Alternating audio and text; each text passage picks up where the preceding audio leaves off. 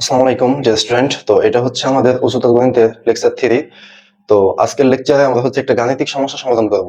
গাণিতিক সমস্যাটি হচ্ছে উদ্দীপকে দেওয়া আছে যে a cube plus 1/a cube plus 1/b cube plus 1/c cube is equal two 3/abc হলে আমাদের দেখাতে হবে ab plus bc plus ca is equal to 0 অথবা a is equal two b is equal to c। এটা প্রমাণ করতে হবে। আচ্ছা, এটা প্রমাণ করার জন্য আমরা একটা ফর্মুলা বা সূত্রের সাহায্য নেব। তো সূত্রটা হচ্ছে তোমরা সবাই জানো, তারপর আমি একটু লিখে দিচ্ছি। তো যারা জানো না তাদের কাবার হয়ে যাবে। আমাদের সূত্রটা ছিল এরকম যে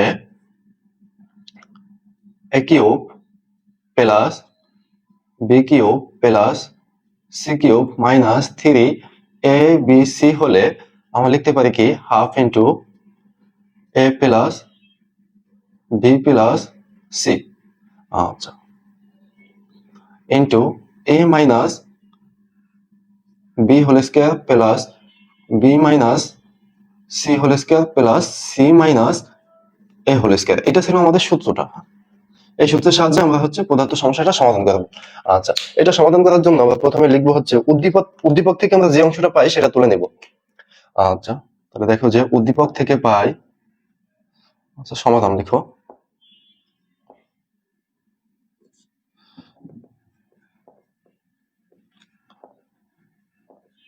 উদ্দীপক থেকে পাই,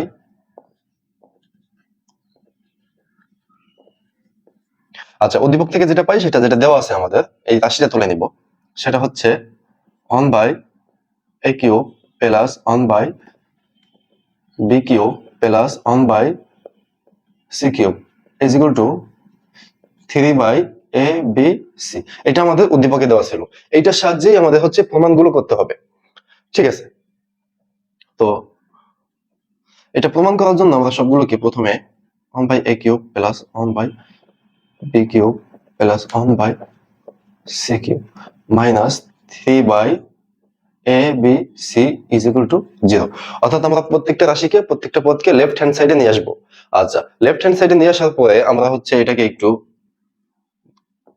এভাবে লিখবো যে a cube plus 1/b cube plus 1/c cube minus 3 into 1/a into 1/b into 1/c।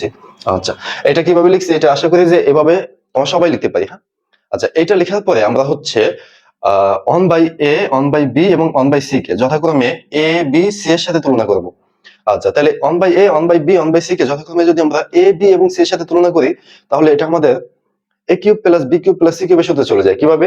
a cube plus b cube plus c cube minus 3abc এই সূত্রে পড়ে যায়। আচ্ছা, এখন আমরা এটাকে এই সূত্রে নিব। তো সূত্রটা কি ছিল? প্রথমে আমাদের ছিল half into a plus b plus c into a minus b whole square plus b minus c whole square plus c minus a whole square is equal to 0। অর্থাৎ এটাকে আমরা সূত্রে নিয়ে নিলাম। আচ্ছা, এখানে একটা সেকেন্ড ব্র্যাকেট দিয়ে দেব। এরপরে আমাদের করতে হবে কি, আমরা এই 1/2 কে রাইট হ্যান্ড সাইডে পাঠিয়ে দেবো। তাহলে 1/2 রাইট হ্যান্ড সাইডে চলে গেলে এটা কি হয়ে যাবে? এটা শূন্য হয়ে যাবে।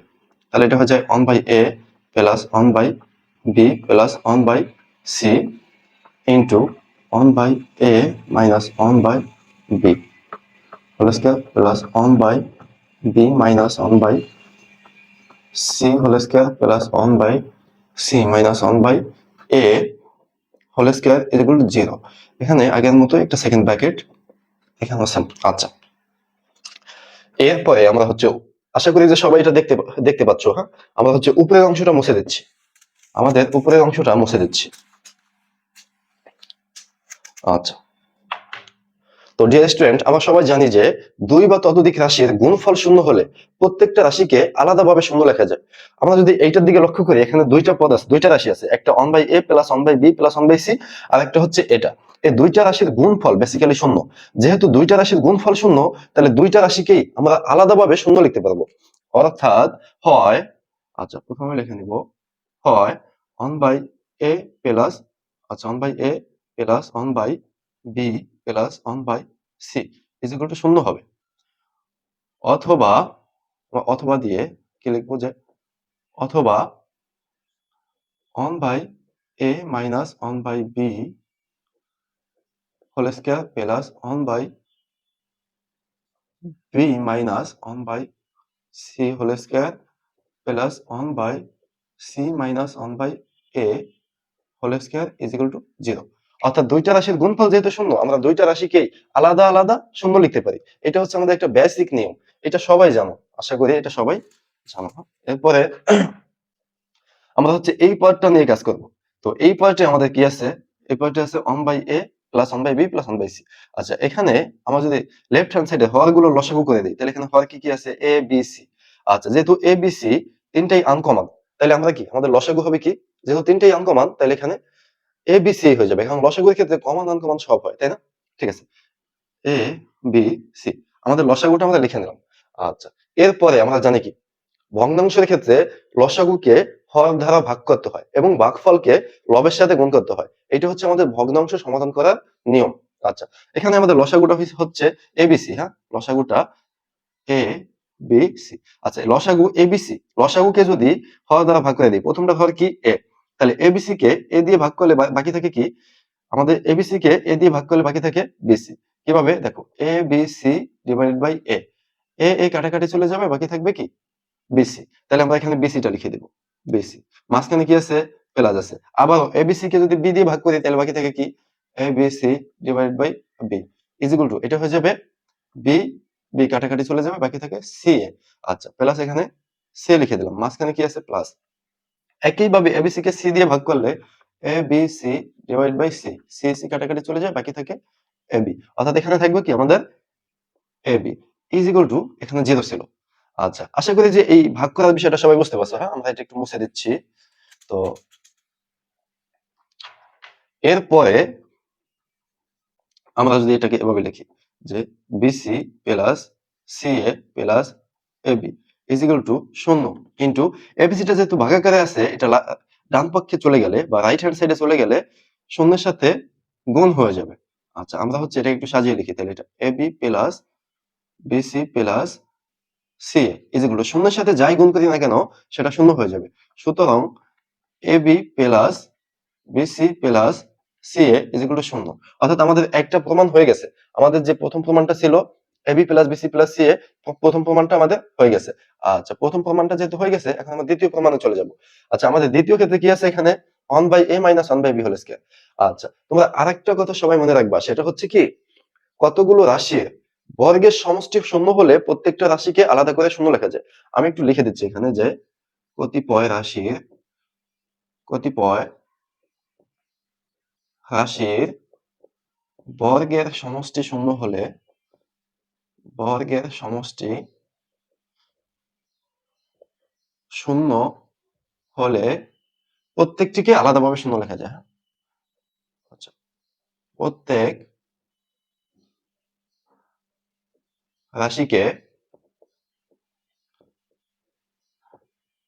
আলাদা করে শূন্য লেখা যায়। এটা হচ্ছে আমাদের একটা বেসিক, এটাও একটা বেসিক নিয়ম। আশা করি যে এটা সবাই বুঝতে পারছো। আচ্ছা, এখানে দেখো আমাদের তিনটা রাশি সমান, একটা 1 by a minus 1 by b যুক্ত, আর একটা 1 by b minus 1 by c, আর একটা 1 by c minus 1 by a। তিনটা রাশি বর্গ আকারে আছে, এটার বর্গ, এটার বর্গ, এটার বর্গ। তিনটা রাশির বর্গের সমষ্টি হচ্ছে শূন্য। যেহেতু বর্গের সমষ্টি শূন্য, তাহলে আমরা প্রত্যেকটিকে আলাদা করে শূন্য লিখতে পারি। অর্থাৎ সুতরাং এখান থেকে আমরা লিখতে পারি কি 1 by a minus 1 by b whole square is equal to 0। তাহলে এখান থেকে কি লেখা যায় যে 1 by a minus 1 by b is equal to 0। স্কয়ারটা ডানে চলে গিয়ে এটা শূন্যের সাথে শূন্যই হয়ে যাবে। আচ্ছা, তাহলে এখান থেকে লিখতে পারি কি 1 by a minus 1 by b is equal to 0। সুতরাং আমাদের কি হয়ে গেছে, a সমান সমান b লিখতে পারি এখান থেকে। একইভাবে আমরা যদি পরেরটা দেখি 1 by b minus 1 by c whole square is equal to 0। তাহলে এটা কি লেখা যাবে 1 by b minus 1 by c is equal to 0। তাহলে এখান থেকে কি লিখতে পারি 1 by b is equal to কি 1 বাই c। সুতরাং b is equal to c। একইভাবে আমরা যদি পরের অংশটা দেখতে যাই, তো পরের অংশটা দেখতে গেলে এটা কি 1 by c minus 1 by a whole square is equal to 0, তাহলে এটা কি হয়ে যাবে 1 by c minus 1 by a is equal to 0, তাহলে এটা হয়ে যাবে কি 1 by c is equal to 1 by a. সুতরাং এখান থেকে লিখতে পারি c is equal to a. দেখো এখানে এ সমান সমান বি, এখানে বি সমান সমান সি, এখানে সি সমান সমান। তো এইটাকে যদি আমরা সর্বসাকুল্যে তুলনা করতে যাই, তো সেক্ষেত্রে লিখতেই পারি যে এ সমান সমান বি সমান সমান সি। আমরা সেভাবেই লিখবো এটাকে। এটা হয়ে যাবে এ সমান সমান বি সমান সমান সি। অর্থাৎ আমাদের দ্বিতীয় প্রমাণটা হয়ে গেছে। আমাদের প্রথম প্রমাণটা ছিল কি AB plus BC plus CA is equal to 0। এটা হচ্ছে AB plus BC plus CA is equal to 0। একইভাবে দ্বিতীয় প্রমাণটা কি দেখাইতে বলছিল এ সমান সমান বি সমান সমান সি, এ সমান সমান বি সমান সমান সি। কত সহজে আমাদের অঙ্কটা হয়ে গেল, তাই না? আশা করি সবাই বুঝতে পারছো। হ্যাঁ, ঠিক আছে, ইনশাআল্লাহ আমাদের নেক্সট পার্টে আবার দেখা হবে। ঠিক আছে, আল্লাহ হাফেজ।